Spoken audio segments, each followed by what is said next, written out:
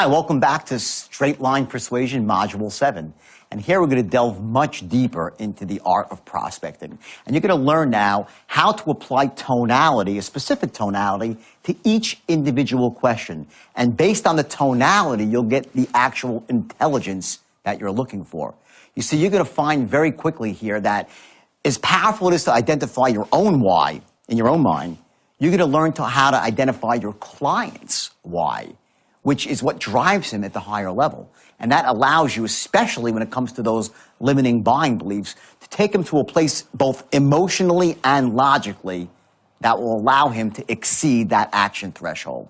Now, remember the art of prospecting here on this higher level? The most important thing is to write down, make up your own questions. I've given you sample scripts here with most of the basic questions, but I want you to customize them precisely for your industry. And there are some that won't make sense for you. If you might be a stockbroker or an insurance salesperson, or maybe you're just an internet marketer. Whatever you are here, make sure that you identify what questions work for you and then apply a specific tonality to each question. The important ones, remember, that you care and that you're just like him. If you get those two things across as you're asking those questions, you will develop honest feedback, a dialogue that's honest and will allow the person to open up because he knows that you're not just looking to sell him something, but you're helping him accomplish his goals, to identify his needs and help him get to that place quickly and elegantly. So again, as you watch this, take your notes and remember that everything you do at this point in time in prospecting, you're actually still closing. ABC, always be closing. You all know that acronym, and it's pretty funny sometimes, but in truth, it's exactly what you're doing. From that first moment you pick up that telephone, remember, enthusiastic, sharp as a tack, expert in your field, you're setting yourself up for a close. You're closing him at that moment to listen to you further. So now as you delve deeper into prospecting with specific questions that are targeted to gather intelligence and to identify needs, again, you're closing him on giving you that information. ABC, always be closing. And eventually, with these step-by-step strategies, as you go down the line, you'll actually be really closing the sale. But it starts here. So focus, watch closely, take your notes, and tomorrow you're going to use this stuff in your own life. See you soon.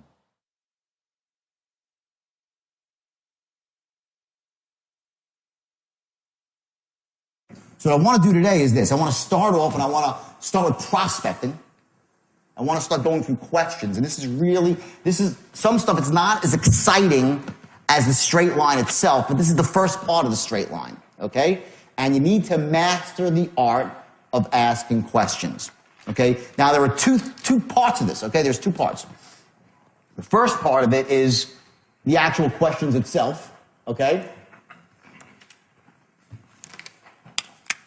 You have the questions, right? And that's the words on the page. Now, you all know from yesterday, it's only a small part of it, right? Because what also equally important is how you ask the question.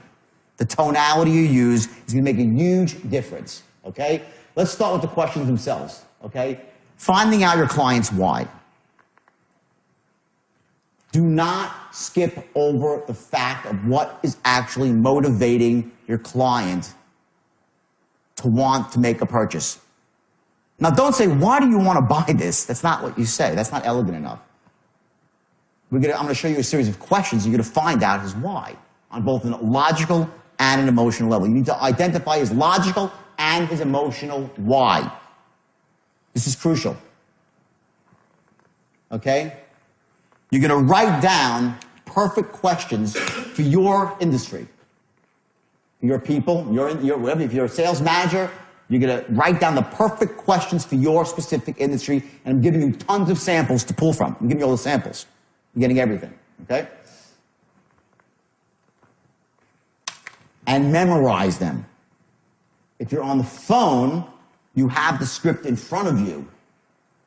Know your questions. Do not miss them. They're in a specific sequence for a reason. You're going to learn to go from the general to the specific. You get that? So you're going to ask the questions in a specific order. Okay? Last, you're going to ask for permission to ask questions. You don't just interrogate somebody You know, the guy says, hey, you have 60 seconds. I would like to share news. You got a minute? Blah, blah, blah. He says, yeah, great. You say, blah, blah, blah, you know, this makes sense. He says, yeah, great. Just a couple of quick questions so I won't waste your time. Right? That's a transition. Just a couple of quick questions so I don't waste your time. Tonality. Don't just start asking him questions. This is huge. This is a transition. The transition, okay, is going to be twofold. Okay? You have two options for it. First, just a couple of quick questions so I don't waste your time. This is the assumptive one, which means you're not even going to ask, you're not going to wait for him to say okay or not okay. And most of the time, that's fine. But it's not just a couple of quick questions so I don't waste your time. It's just a couple of quick questions so I don't waste your time. Like, I'm here to help. The unspoken words in your tonality are, I'm here to help. Well, just for information, no big deal. The other one, okay, just a couple of quick questions so I can better serve you. It's a little softer. And if you add on, is that okay? It's probably not a good idea. Because it shows that you lack authority. Right? Let's write down the 3 cornerstones. Everything that we do when we're asking these questions, we're going to be looking to accomplish 3 things. What are they? Sharpest attack. Sharpest attack. What else? Enthusiastic. What's the third? Force to be reckoned. Force to be reckoned with. A force to be reckoned with, meaning an expert. An authority figure, right? So we're going to always be congruent with these 3 things, and implicit in our tonality also, whenever we can, is going to be, I care, I'm trustworthy,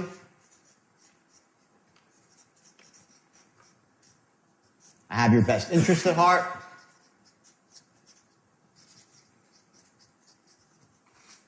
whenever you can put those things in there with tonality, you're going to, and we'll see as we go through the questions, okay? Okay? Start with big picture questions. Here they are, ready? First, okay? Now, if you're dealing, this typically has to do when you're dealing with a product that they've used before. Okay?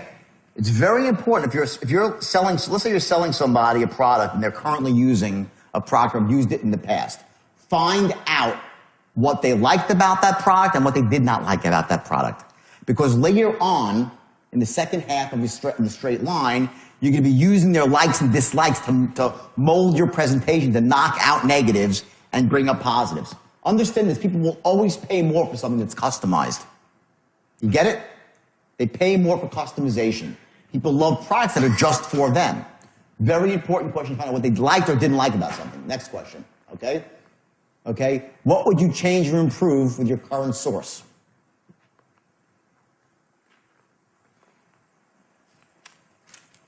Now, again, this wouldn't, for someone that's doing loan mod or credit repair, not going to really apply so much, this question. So again, you're going to choose the ones that suit your industry. But these are all the big picture questions, okay? Next. What's your biggest headache with?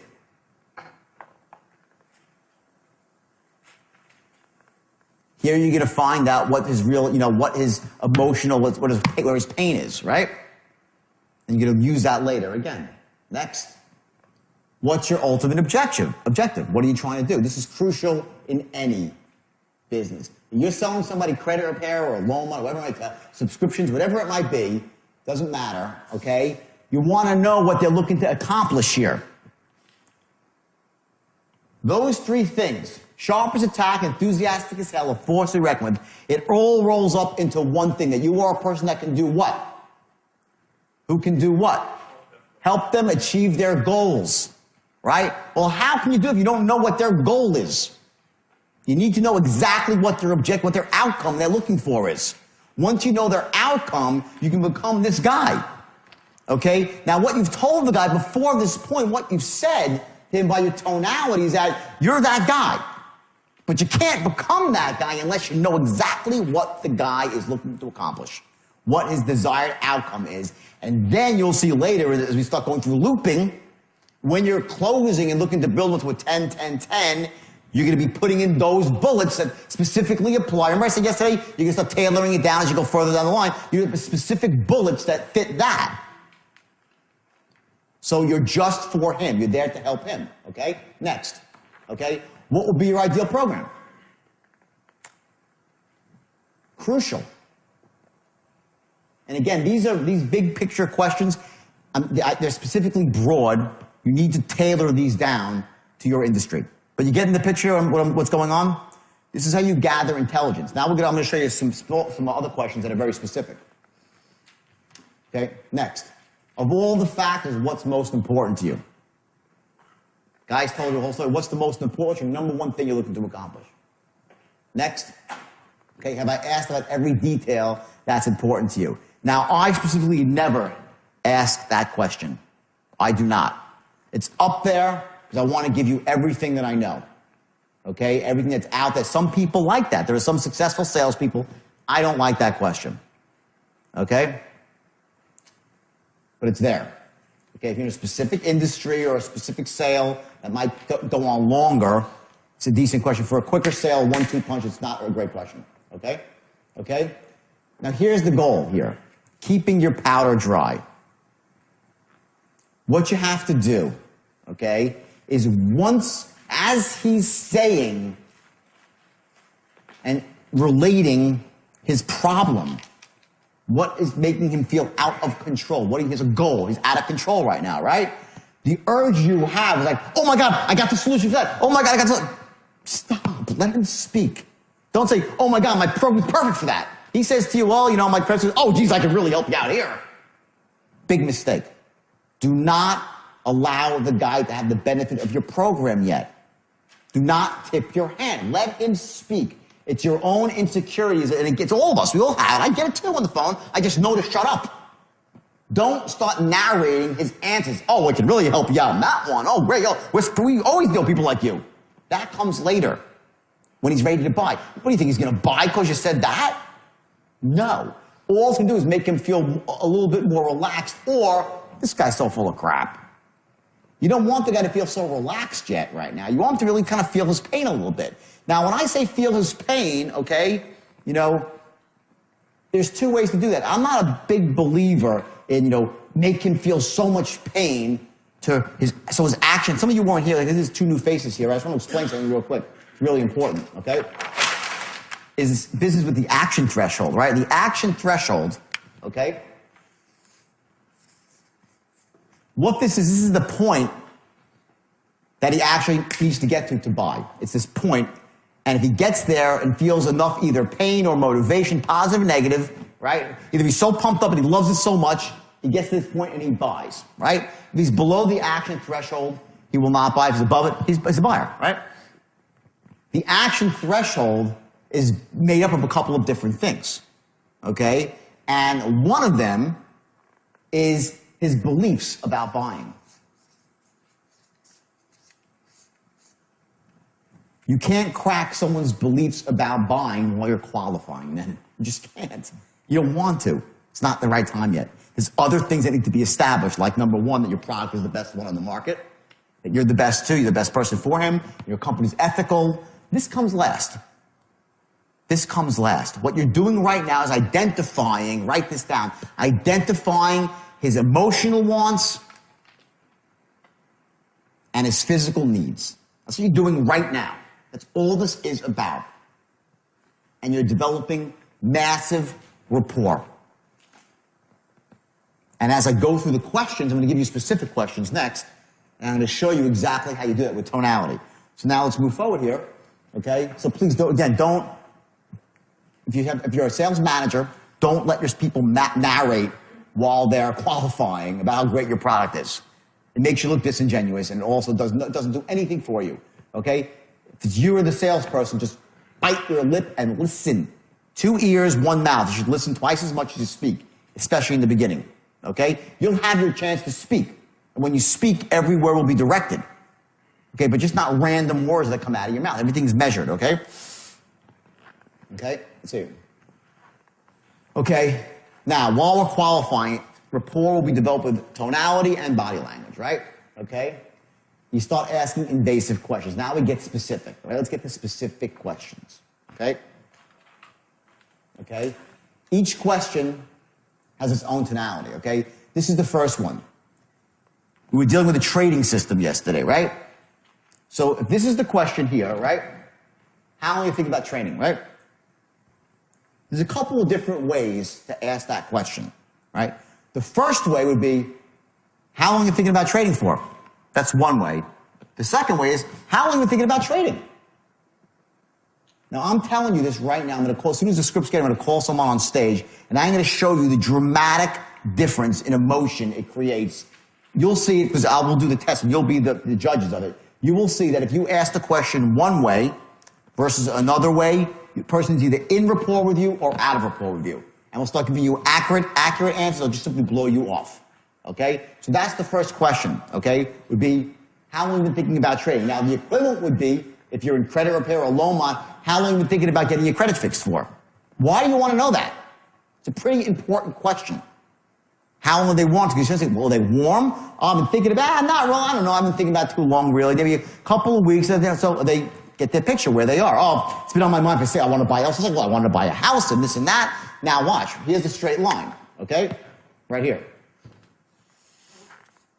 And remember, we can go. We have rapport and intelligence here, right? We do not want them going above and below these dotted lines. That's your safe zone where you're gathering rapport. So when you ask a question like that, you're hoping he's going to start telling you about his life. And you're going to listen. And don't interrupt him. Do not start narrating. Oh, it's only that. Oh, yeah, great. Wow, interesting. Let him talk. Let the prospect talk. Most people don't ever get to be heard. They work for other people. They're disempowered. Their wife doesn't listen. Their husband doesn't listen. They want, listen to them. They'll talk to you. Now, if he starts spiraling off into Pluto, and it goes from telling you about meaningful things in his life that got him into a situation, versus now his son's in school and how his son's getting A's and B's, and he's going to go to a, then you know you're off the line. Okay? So what are you going to do? When you're off one, you're going to stop him, and you're elegantly, you're going to direct him back to the line using tonality to carry the moment. So again, this specific question in your industry can elicit a ton of information. How long are you thinking about buying a Porsche for? How long are you thinking about buying this piece of equipment for? Whatever it might be. How long do you want to get into the trading business? How long are you thinking about becoming, a stockbroker? Whatever it's going to be, right? Next question, okay? Okay, let's do this. I'll jump ahead for just 1 second here. Now, we're going to do this when two people are on stage. What happens is this. When you're asking questions to people, all right? Now, I know you're on the phone. They're far away. You have to use your body. Move your body in a way that creates the right tonality for the question. If you're having trouble creating a specific tonality, what you're going to find is if you move your body a certain way, either you narrow your eyes, okay, drop your head, okay, tap your hand like this, okay, sit down and crouch forward. When I'm on the phone pitching, typically if I'm trying to close somebody, I am sitting down. This is me, just me, okay? I'm sitting down, leaned over with my weight forward, almost jumping out of my chair. I'm not really, my weight's not in the chair. My elbows are on the desk. I'm leaning, I'm looking at my script. Now, I wrote the script. I'm looking at the script still, just for a guide, okay? And I'm here, and I'm forward, I'm like this, and I'm banging my hand with certainty. That's me. Some people will pace around. They'll pace around like this. They'll start walking back and forth, and they'll say, all right, a lot of people do that. No, none is right, and none is wrong. It's whatever works for you. So what we're going to do later, after we do these questions, we're going to do an exercise. You're going to find your gestures. Because you need to set anchors, well, setting anchors for your gestures. I want you to know that when you need to trigger a specific tonality, you can do it with your body. Very, very powerful. As you're asking questions to people, remember, the most important thing when you're asking questions is that they have to know that you care. So when it starts to get to money questions, to specific questions like, how much money do you have in the stock market? Or, how much do you owe on your mortgage right now? How far are you behind on your credit cards? Whatever the questions are, okay? It can't be, how far are you behind on your credit cards right now? What do you have in the market? Like the Grand Inquisitor. You get that? That tonality is death when you're qualifying people. It's absolute death. You lose it right there, and you're done. I've seen more salespeople lose sales at this point here of the script, right? When they're asking questions and they're out of rapport, okay? If you're saying to somebody, how much you have in the market. It's like, how much you have in the market? Just a ballpark. Just a ballpark. Everything, just a ballpark. Minimize it. Don't ask somebody a question like you're the Grand Inquisitor, because they will destroy you, these questions, okay? This is a crucial part of the sale, okay? So now, let's move forward for a second. So you ask these questions, okay? And you get to the point where you're done qualifying, and hopefully this guy qualifies. Two things. A, write this down. The product is right for him.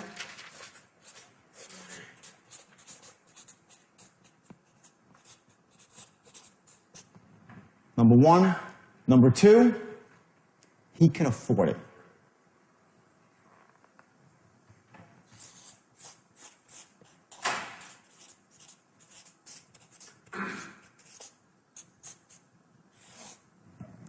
If the guy or girl cannot afford your product, do not pitch him. The biggest mistake of a salesperson is to pitch unqualified people.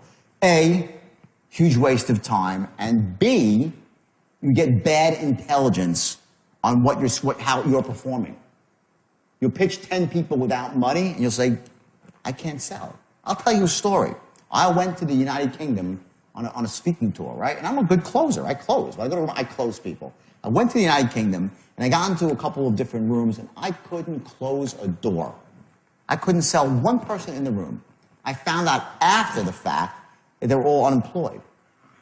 And no one had money. It was a promoter, was an idiot, okay? He put people in a room, it was free. I never do free speeches ever.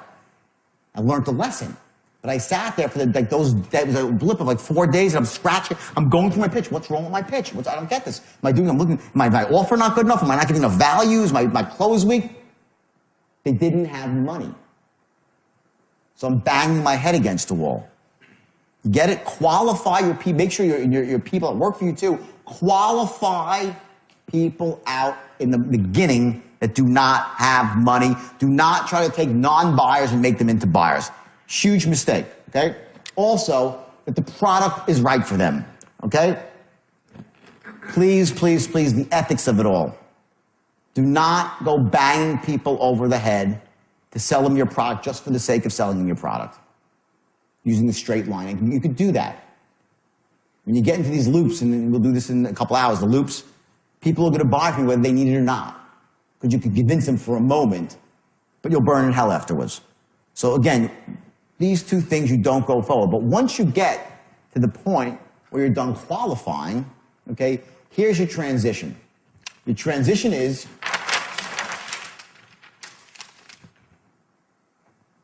write this down. Well, based on everything you just told me, this program is a perfect fit for you. That's your transition. Based on everything you just told me, the program is a perfect fit for you. Where are you on the line?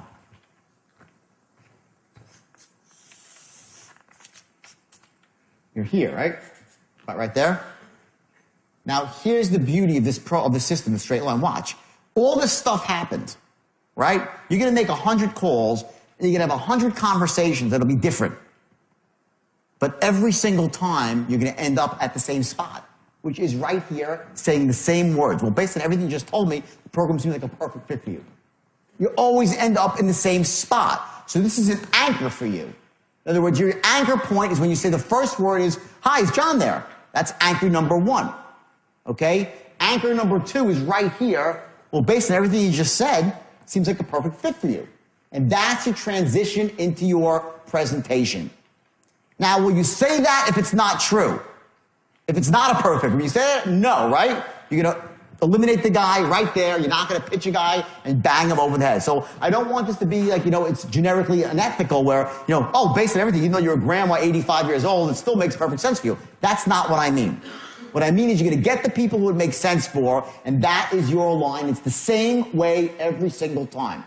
You have all these questions that were asked with this precise tonality, okay? And you get to this point right here, bam, and you're perfectly on the line. Doesn't matter what happened up to this point. Other than that, you gathered your intelligence and you have your rapport, okay? Now you go into your main body of your presentation, okay, which is going to be short, no more than a page, and I have it written out for you. And I made the presentation in a way that you can put your own stuff in there. It's like a modelable, okay? So what you're going to do here is you're going to go into your presentation, right? You're going to ask for your first order right about here, first time.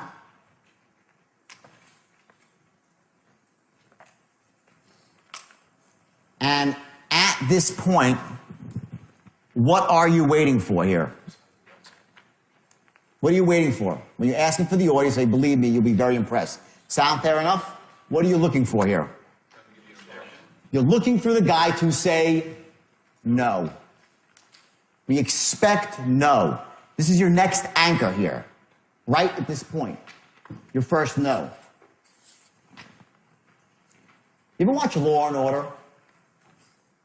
You know, like one of these TV Boston Legal. You know, they have this, and it's funny because they have this thing they do is like they'll be on trial, right? And the lawyers are, in their chairs, and the witnesses on the stand, their witness, right? And all of a sudden the DA will come up with some killer piece of information, and the witness gets stumped, right?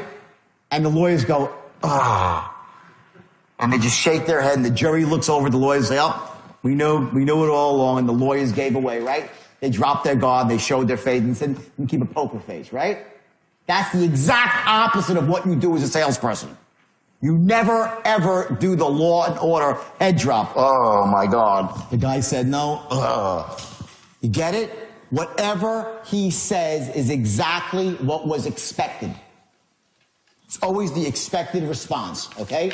So when he says no, you perk up. You're expecting it. Okay? This is the key right here. Major anchor. The first no. From that point, you're going to run your first pattern. And this is going to be the pattern to establish this. Number one, that the product is the best thing since sliced bread. We'll get to this in a second. I'm just going to give you a quick run through the line. Okay? So what you're going to say to the guys, you gave him this presentation, right? And he says, let me think about it. So do you say to him, well, why do you want to think about it? That's answering his objection directly, right? You do not want to do that. We're going to engage in a process called deflection.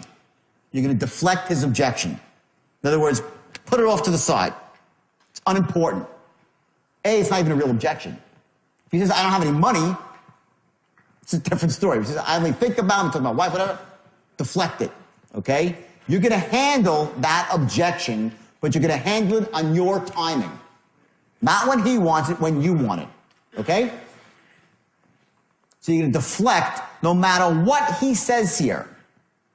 No matter what he says, I don't care if he talks about the price of tea in China. Your first question is going to be, I hear what you're saying. Not I understand what you're saying. I hear what you're saying. But let me ask you a question. Does the idea make sense to you? Do you like the idea? That's pattern number one you're going to run. Doesn't matter what happens. Because I am telling you this for sure. He's not at a 10 in terms of his love of your product. He's just not. You didn't try to even get him there. Your pitch is not designed, your presentation, and I'll get to the presentation in a second.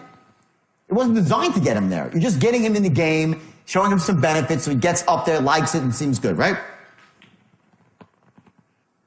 Does the idea make sense to you? Do you like the idea? Now, you're not going to say, we went through this yesterday, money aside, does the idea make sense to you? No. You don't say that. But implicit in your tonality is that money is aside. You're like, well, let me ask you a question. Does the idea make sense to you? Do you like the idea? Like, no big deal. Money aside. That's your first question.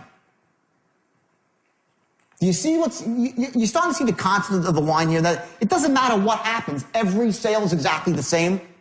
That's the power of somebody that's not a top salesman. They can use every sale's identical. You'll get to all their objections, but on your time frame.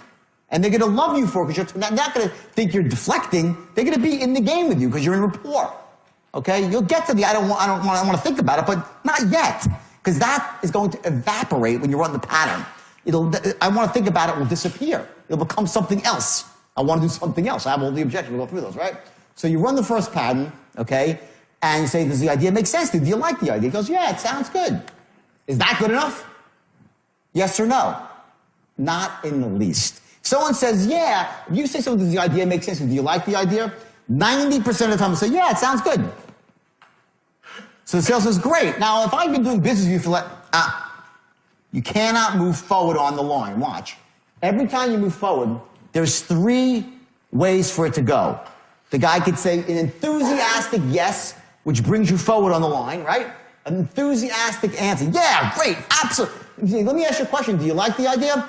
Oh my God, yeah, it's the greatest thing ever. I'll move forward. I'll say, exactly, it really is an amazing program. Move forward.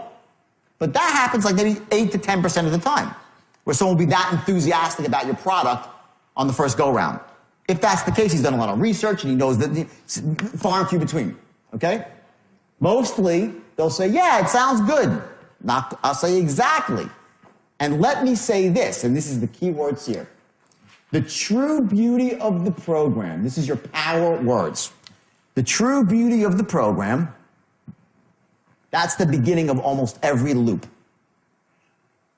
And the reason it's called a loop is watch what happens. You already made a presentation, right? Now you're past that. You ask for the order. He says, let me think about it. What do? Do you go slam forward and try to close him? No. You're going to loop back around to resell him the idea. First, you loop backwards. Do not go forward. If you want to sound like a pushy salesman, let him object, answer his objection, and ask for the order again. Just answer. If you answer his objection directly, you seem pushy. And it's no, it doesn't. If he has an objection, you're just like, I know you want to think about it, but thinking about it's not really good. There's only, you never know real estate is location, location, location. In this business, there's timing, timing, and timing.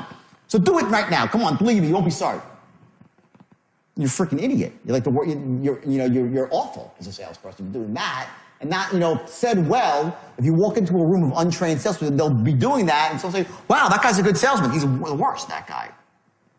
That's not how it works. What happens is you have to loop back first and now resell your product in a much more effective manner. Your secondary script is going to be the one that's much more powerful than your first script.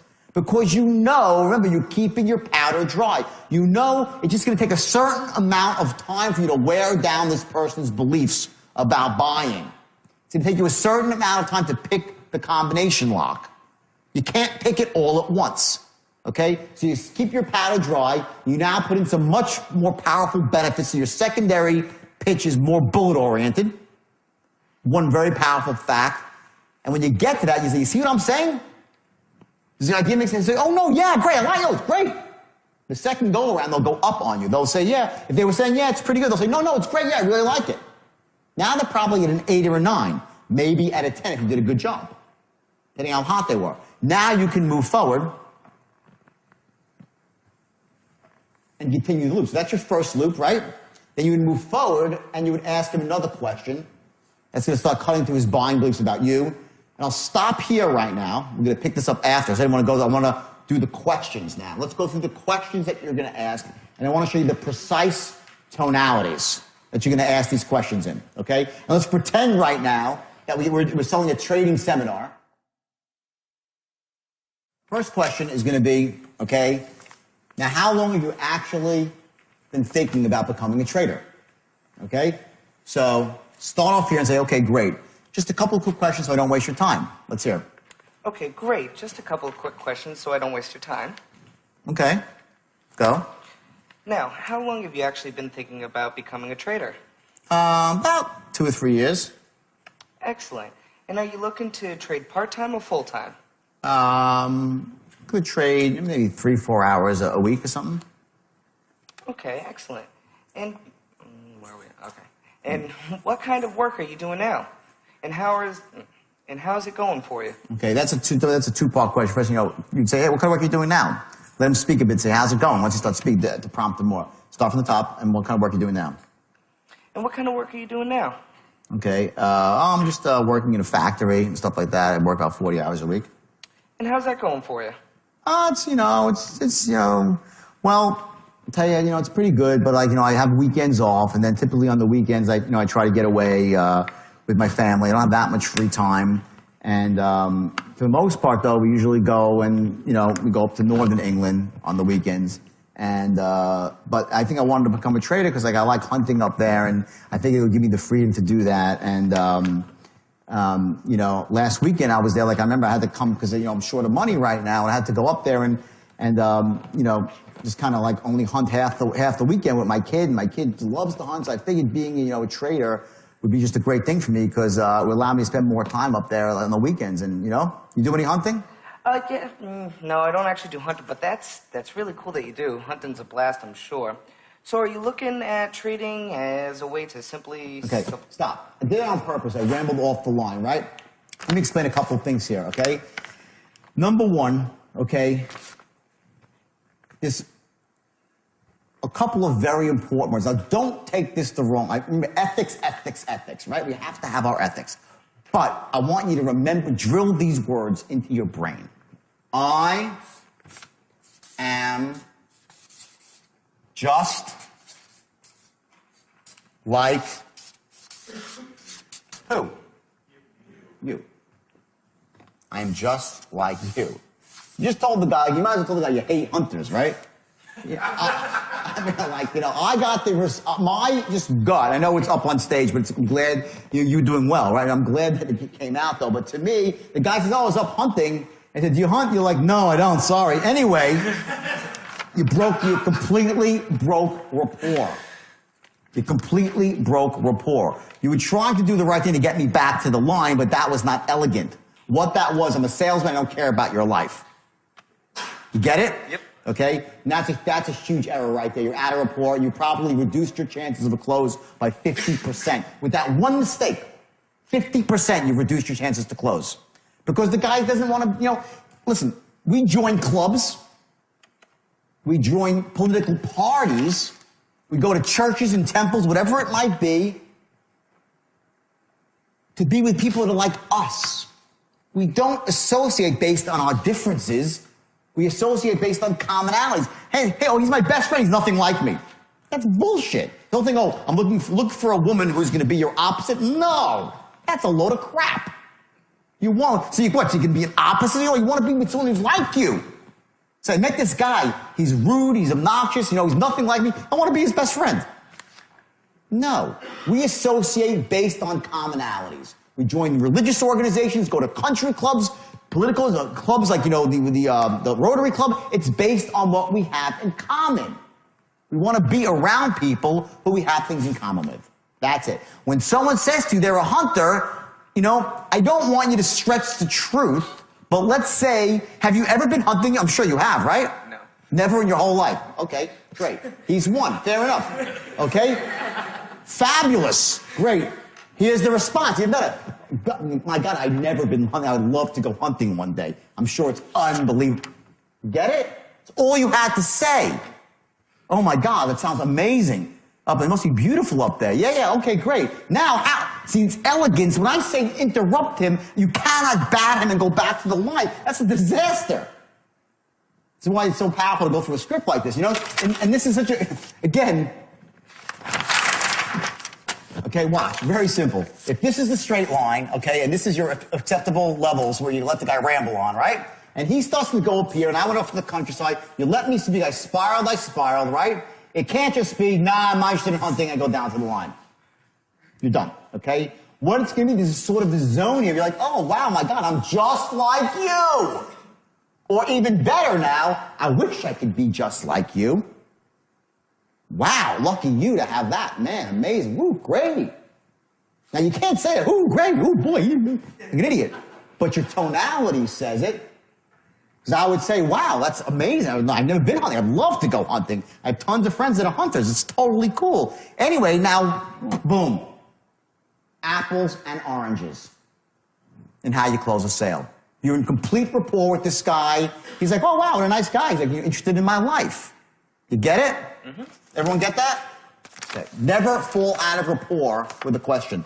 Let's go to the next question. So are you looking at trading as a way to simply supplement your current income, or is it something that you're transitioning to full-time after you start making tons of money with it? Okay. Decent. Now, I want you to notice something here, okay? Look at the words here. After you start making tons of money with it, right? Okay? That's called the future pace. Just put an underline there. When you're writing your presentations for yourselves and your companies, right? In your script, you want to always have these things once you start making money. After you start making money, like the rest of my clients, all these future paces in there, okay? So what I want you to do here now, okay, is I want you to get a little bit more elegant. So you're looking at trade as a way to simply supplement your income, or is it something you'll transition into full-time after you start making money with it? In other words, it has to be, the future pace has to be said in a way. It can't be once you start making money with it. It's like once you start making money with it, like the rest of my clients have. Now you can't say the rest of my clients have. A, because it's probably not true. You're not going to lie on the telephone. But by your tonality, when you say this line, you want to trigger the emotion, okay? Like it's a virtual guarantee without ever saying it's if it's a guarantee, if what you're selling is a guarantee to it, then say it. But if it's not, don't say it, okay? So try it again, okay? So are you looking at trading as a way to simply supplement your current income? Or is it something that you'll transition to full-time after you start making money with it? Well, you know, I want you to do it full-time, part-time. Are you currently invested in the market right now? Stop. Important point here, okay? Remember, now I know this is a little bit awkward right now, but remember I said in the beginning that I was looking to trade 4 hours a day? Okay, right? So I answered this question already. So very often you have these questions and you're going to find that sometimes the guy is, when he's offering up the information, giving you the intelligence that you need, what's happening is you're going to be able to jump ahead to some of the questions and they're answered. So make sure now when, again, this is the first time you're ever looking at this, all right? But know your questions well enough that you can tailor them so you're not sounding like a fool. Because what I would say is, I just told you I'm looking to trade 3-4 hours a week, right? So that's what I would say if I was on the phone. It would seem something is very odd. They go, oh, I get it. The guy's reading from the script. That's what it would sound like, okay? You have to master the art of reading from a script without sounding like you're reading from a script. Without sounding like you're reading from a script. If you're reading from the script, you're done. They will not buy from you, okay? So, let's go here. Now, are you currently invested in the market right now? Any stocks, bonds, mutual funds? Go, let's hear it. Are you currently invested in the market right now? Any stocks, bonds, mutual funds? Okay, good. It's good tonality by it, because what he's doing is he's making it a no big deal. Just for informational purposes. You currently invested in the market right now? Any stocks, bonds, mutual funds? No. Are you in the market right now? Any stocks, bonds, mutual funds? That would be the wrong tonality. You get it? This has got to be it's very important at this point that when you're asking him money questions, qualifying someone for money, you have a very much of a no big deal tone. Okay? Now let's switch to you. Big Dino. All right? Let's start with, okay, are you currently invested in the market right now? Let's hear it. Are you currently invested in the market right now? Any stocks, bonds, or mutual funds? Yeah, I got a few. I got maybe $4,000 or $5,000 in the market, a couple of different stocks. That's awesome. Just for suitability purposes, how would you say your current financial situation is right now? Okay, now here's the problem. Here's the thing is that he said just for suitability purposes, how would you say your picture is right now? That's the tone of the inquisitor, okay? The better tonality is this, right? And just for suitability purposes, what did I just do? What did you see me do? I pushed my hands out. I do it automatically as an anchor for myself, okay? When you ask, this is the most invasive question you can ask somebody. How much money you got? You get this one? You ask this one the wrong way, you're out of rapport. You are out of rapport.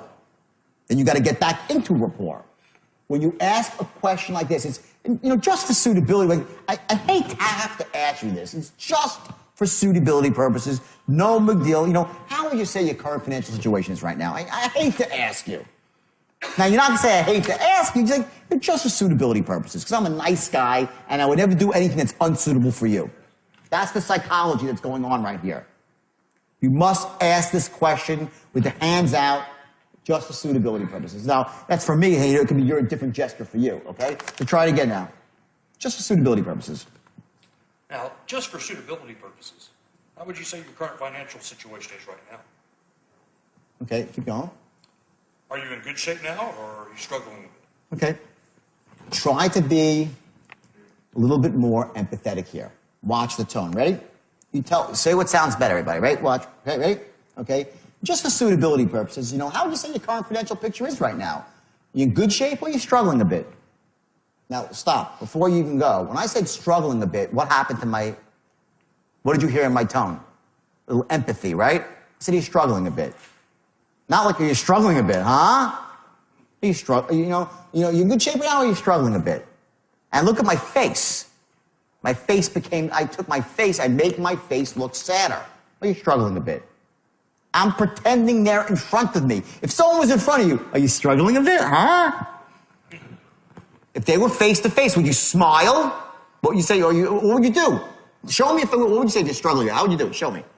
In front of me. If you tell me you're struggling a bit, how would you do it? Are you struggling a bit? You see the face? Okay? Before, on the phone, you were like, are you struggling a bit? You didn't have the face because your face was not the right, your physiology was incorrect. You didn't create the correct tone out of it. They can see you despite the fact that you're on the phone. They have a mental image of you that they get from your tonality, and they're matching it. Listen, the brain is so powerful. They've seen 100 people ask questions or say things like that before, and they match up a tonality to what they've seen before. They create a pattern. They generalize. So if Dino's tone is wrong, they see a snickering guy. You know, if you say it to him, they say, he's not, he doesn't feel bad for me. He doesn't what? Bingo.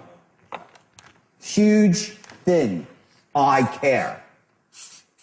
In fact, this deserves its own sheet here. So far, in the last few seconds, we've seen two things that are hugely important. Number one, I am just like who? You. And I care. You say I can't write English? It's the craziest thing. I care. I can't, I'll say it again. I cannot overestimate the importance of establishing these two things while you're qualifying. They're going to make your job infinitely easier when you try to close this person in 3 more minutes. The effort you put into this part of your presentation, this precise tonality, so they get to understand you are not just sharp as a tack, enthusiastic as hell, and a force to be reckoned with. They want that guy or girl to be their guide, their mentor. They want that. But what they also want is to have somebody who's just like them and somebody who gives a shit. It's not just there to sell them something. Get it? I'm going to spend like an hour on this. This is just, you don't get this. This is it. I'm giving you the formula right now, right here. The looping is easy. It's mechanics. I'm going to show you the looping. 2 hours, you'll get 3 patterns, no big deal. This is the elegance. This is what creates a great salesperson. This creates someone that gets tons of referrals. I'm just like you, and I care, and I'm an expert. And I'm trustworthy. Get it? Qualifying is one thing, and this qualifying, which is another thing. First day now, let's flash back. I showed you that chart. You see why I say the chart's ridiculous? Part of it's about rapport, part of it's identifying needs. What the hell is that? As you're identifying needs, you're developing rapport. There's no difference. When you're asking for, when he says no for the first time, you're still building rapport. You're still building rapport every step of the way, and you're still identifying needs as you're closing. There is no division. You're doing everything at every moment, all for, you're identifying needs, developing rapport, and closing Every word that you say, all designed to get you to that one point, doesn't matter. And these things here, this is where it's at. It's not in the hard-charging guy that you see on the phone pacing back and forth on TV. That's a load of crap. The salesperson is the ultimate wolf in sheep's clothing, but with ethics. So there's nothing wrong with it. Not a wolf in sheep's clothing in a bad way, okay, which I once was, but the right way. You come in there, you know you have the power. You got the power. You got the straight line. You're a master of tonality. You're a master of structure. You can loop and loop and loop until you pick the lock. You got it all. But you're unique as you freaking care. Bottled, you know the enthusiasm, bottled enthusiasm, it's here, right? It's not here and here and here. That loses its power really, really quickly with somebody. You might get some buyers that are like, respond, if they're just like you might get that buyer. You're gonna cut out a whole element of emotional buyers that more than anything want to be understood, they want to be cared about, and they want to do business when they like. Imagine this as a pie chart, there's 100 buyers, right? And you're a great closer, but you lack the ability to create a certain emotion in a certain group of people. You lack one skill. So all that means is you're going to close a few less people. Your percentage goes down. That's the way it is. There's a reason why some people close at the highest level. It's because they don't lack the skill sets. It's skill. It's skill. It's not accident. And the greatest skill of all is what? Hard work. Number of calls you make. But when it gets past that point, it's all about these nuances, the fine ones. And these two, I'm sticking on it for all. These two, when you're qualifying, and even when he's objecting, everything will always say, even when you're at odds with the guy, right? When I said, as I said yesterday, we'll go through this again later, I said, tell me you don't like my product, and I will respectfully argue with you why you're wrong. I'll educate you why you're wrong, right? While I'm educating you, I'm also going to be telling you these two things. They're not mutually exclusive. You never buck heads with somebody on the phone or in person trying to tell them they're wrong and you're right. It's not about that. You educate. Why? Because you care. And you know your product is the best and you know it's in their best interest. And that's when this tonality, we'll go through a different tonality later, where you're as smooth as silk and say, sir, please don't misconstrue my enthusiasm for pressure. It's a great line. It's the last thing I want to do. But let me say this. The true beauty of the program, and you're back in. You have all these loops, the true beauty of the program. You'll loop back in all the time. Okay? And you're going to tailor it so you're just like him. Okay? So now let's go back here. Everyone get that? That whole concept? Okay, so let's go now. And just for suitability purposes. And just for suitability purposes, how would you say your current financial situation is right now? Are you in good shape or possibly struggling a little bit? Much better. Excellent. Give me a round of applause. That was great. Well, things have been better. It's been a tough couple of years. I'm doing okay. Paying the bills. Jordan. Stop. Okay. Now, every time, listen to me, when he says something you have to respond back to me. Okay? You have to mirror me. Okay? So I said to you, I'm paying the bills. Okay? Here is a time when matching and mirroring is crucial, okay? You talk about pacing and leading, right? Matching and mirroring, okay? I say to you, okay, how about this? 3 responses to this question. Let's go through the 3 responses. And this is going to go for all questions. So let's go through 3 responses. The question is, okay, are you struggling right now or do you have money, right? There's 3 things he could say. I'm doing great. Things are great. Things are so-so, okay, right? So-so. Or things suck. So, based on the response he gives us, what do we give him back?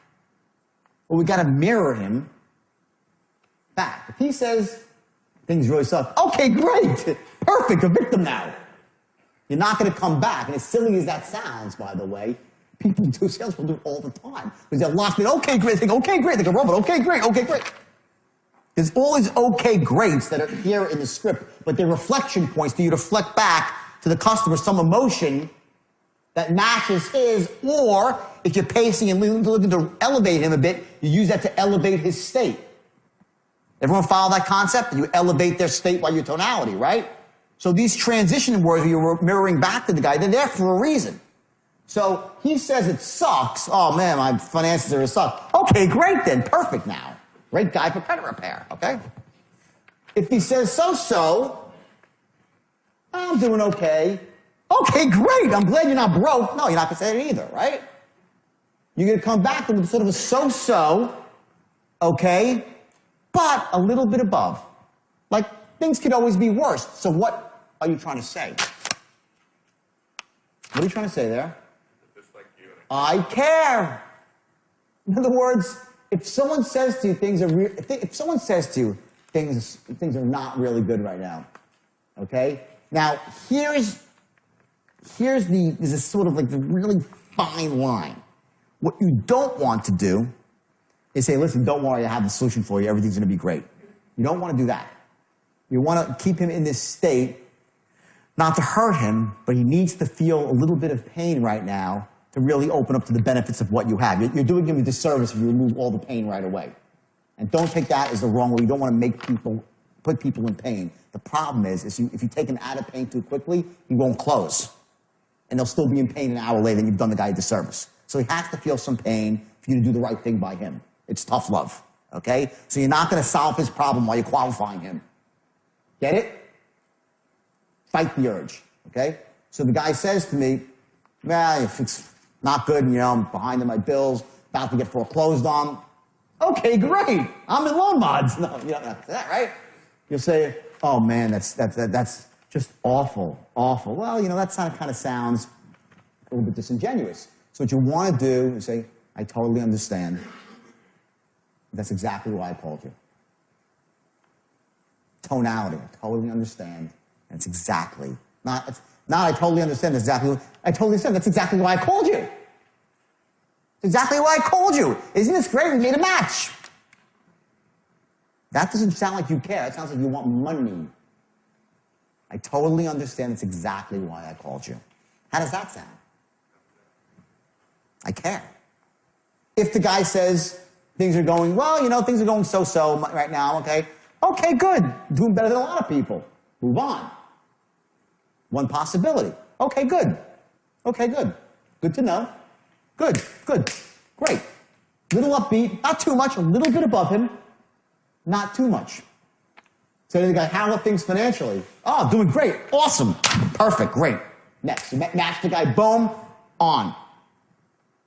You alter your response to match his response. Qualifying does not occur in a vacuum. There's this zone here, right? It's like this little zone of tonality and rhythm and tempo, right? And the kill zone is like right here. That's your appropriate response, right? You're like, how do I remember all this? When you're unconsciously competent at something, you do this automatically. What you need to, we spoke about, you weren't here, so we spoke about the different levels of learning, right? When you leave this room this afternoon, you're going to be consciously competent at using the straight line, which means you'll understand it. If you're focused on it, have it written down, you'll be able to do it, but you can't listen to anything else. I could do this while I'm tying my shoes, drinking coffee, right? I'm doing my whole life, right? You get there 2 or 3 weeks, just by repetition and learning, repetition and learning, repetition and learning. You just nail the grooves deeper and deeper into your brain by doing it. There's no way, you can't study it to perfect it. You gotta do it. Once you do it, you're gonna fall into this little kill zone right now, and automatically, when he says a question, you're gonna mirror back the right tonality. I'm giving you the info. I'm giving you the info right now for your conscious mind. All right? It's up to you to keep doing it until it becomes part of your unconscious mind. Then you'll do it automatically. Those are your 3 responses for every question. So now let's keep going. Next question. How much money are you thinking about starting trading with? Okay. Let's try that one. Jordan, how much money are you thinking about starting trading with? Just a ballpark figure. Okay, good. I want you to remember every time you're asking someone about money, always, always, always go into your disarming tone. Always disarm, okay? So just try to kick it up a notch. Sometimes it seems like I'm exaggerating this stuff, and it seems silly and foolish, right? Exaggerate it a bit. But right now, exaggerate it right now in the room, and then back off and find your center afterwards. I don't want you to try to creep up to the right time. Let's overshoot your tonality for this. So I say, watch what I mean by that. I say, you know, how much money are you thinking about starting out with? Just a ballpark. Just a ballpark. Just a ballpark. Try that. Just a ballpark. Just a ballpark. Much better. Listen, is he going to buy because he says just a... No. Okay? But we're going to use the same tonality about 20 more times when he's closing. Because when you start asking people to make decisions, it's the disarming tone that you use. Just a ballpark. No big deal. Okay? Getting started is simple. Question of your names and basic information, and believe me, if you do even half as good as the rest of the people in this program, you're going to be very, very impressed. Sound fair enough?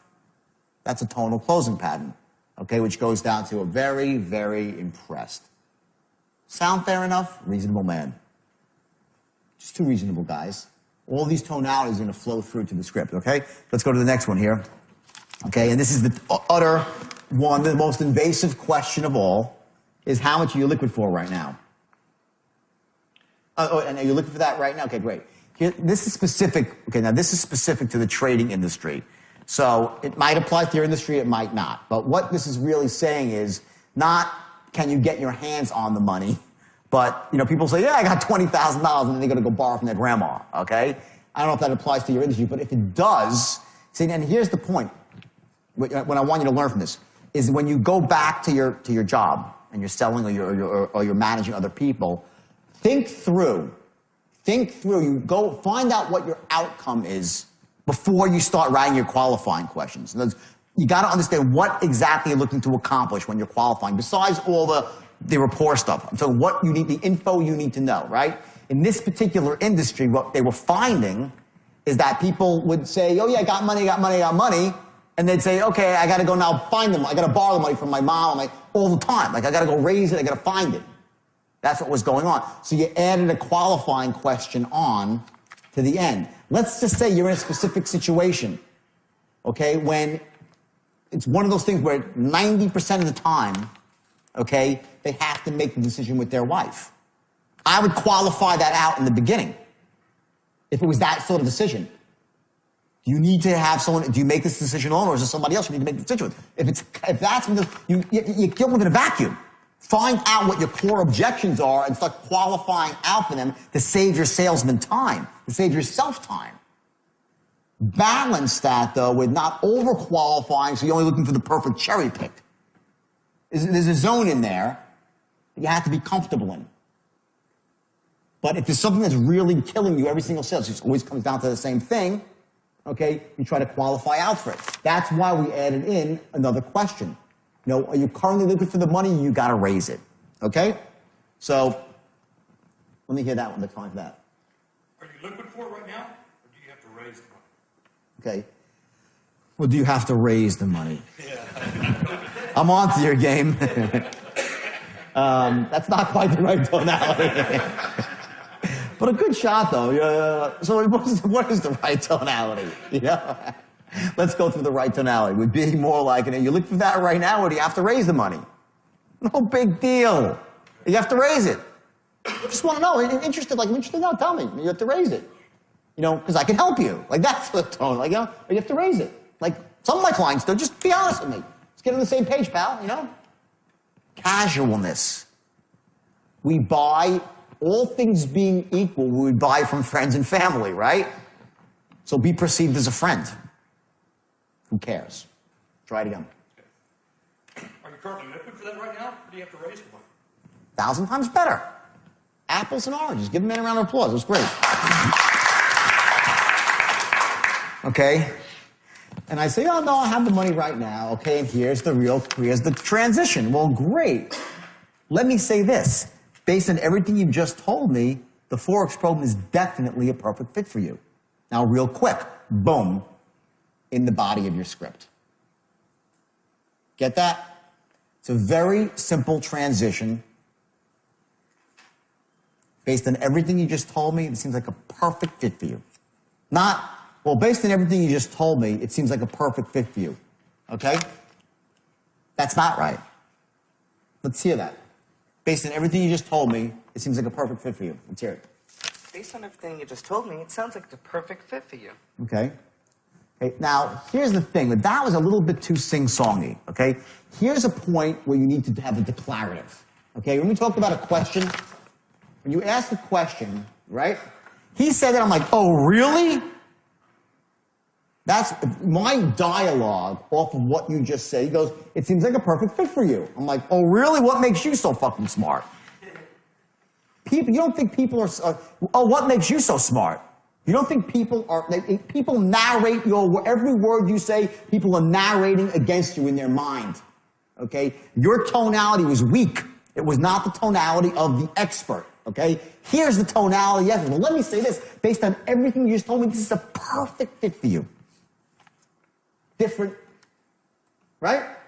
Who would you trust? This seems like a perfect fit for you. Not a perfect fit for you?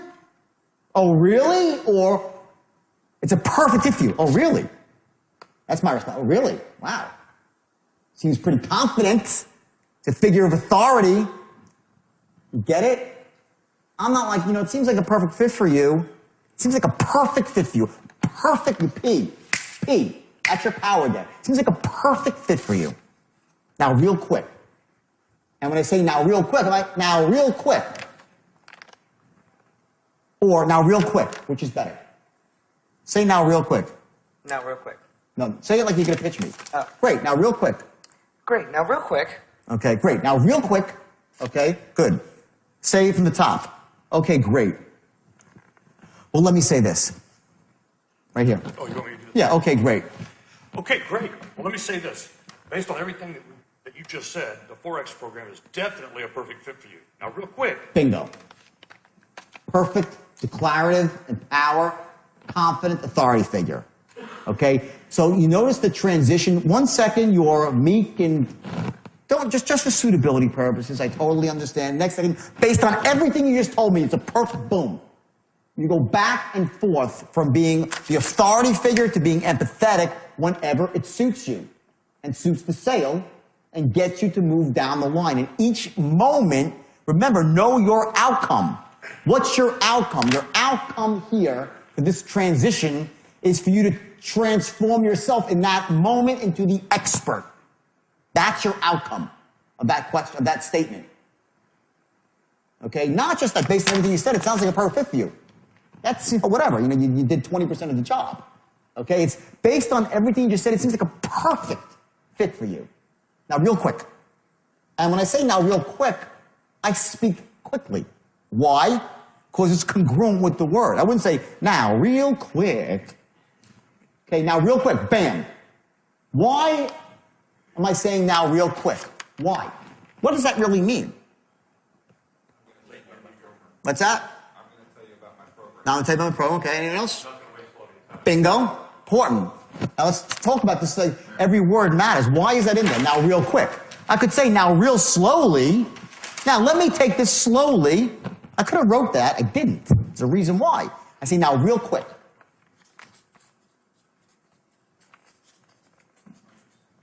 Okay, number one, he brought it up. Time is money, right? Whose time? His and damn straight. I'm a top producer. I'm going to tell you about the lady of the car, the savage car saleswoman from BMW. This woman, when I walk in there, her time is money. She's going to sell me a car, make me feel great for 4 minutes, and I'm out the door with a car. If she said, oh, sit down, honey, have a coffee with me. I'm like, well, Nate is not selling too many cars these days now, is she? She's probably real desperate to sell me one. Okay, now you don't say all that, but it's a building block. That like little bit, now real quick, okay, and what it's also saying is that it's not going to take me very long to show you the benefits here. This is a very simple process. Now real quick, let me tell you how great the program is. Not like now real slow, now get out your pen and paper for some massive calculation to see the benefits. This is so freaking obvious. Now let me just tell you why this is so amazing. Now, you didn't say now, real quick, let me tell you why this is the best program on planet Earth. You're not saying that. Say, now real quick, boom, and you're in, and you're into the body of your script. Okay? If you've done this right now, so here's, now look at the transition. Remember I said, in the first 4 seconds, you establish what? Sharp as a tack, enthusiastic as hell, and a force to be reckoned with. That's the first 4 seconds. Then I said, there's other points now that come after. What were they? Likability, that you care, you're just like them, right? Trustworthy, and we're not even into the presentation yet. That's qualifying. That's the straight line. Before you even say the first word about your script, you're already in, you got half the job done. And from this point forward, it only gets better. In other words, if you think that was the, oh my God, forget that. The tonality goes 1,000-fold more important now. Now in the script, and not so much, by the way, in the script, it's somewhat in the script, but when you start to go into the actual, when the sales, when he says no, the sale starts, right? That's when the sale starts. When he says no, at that point, your tonality is everything. What you've done is laid the foundation, and you've done what more than anything? You have not what? Blown it. You haven't blown it. Okay? You've laid the foundation for a great presentation. You're in rapport with the person. You know all the intelligence about them. So on the back end of the sale now, when you get to this point in the straight line here, and you're looping and picking the lock, all that stuff that came out in the beginning, your own business, you go back to your business, you have all the questions I'm going to give you, the big picture questions, more specific questions. You can have all the intelligence you need to create the logical case, the emotional case, you know what his wants are, so you can pick the lock, 3 turns to the right, 2 turns left, and you keep looping and looping until the safe opens and he buys. That's what's just happened here. Don't ever, ever, ever rush past the qualifying section of the script. That's the key.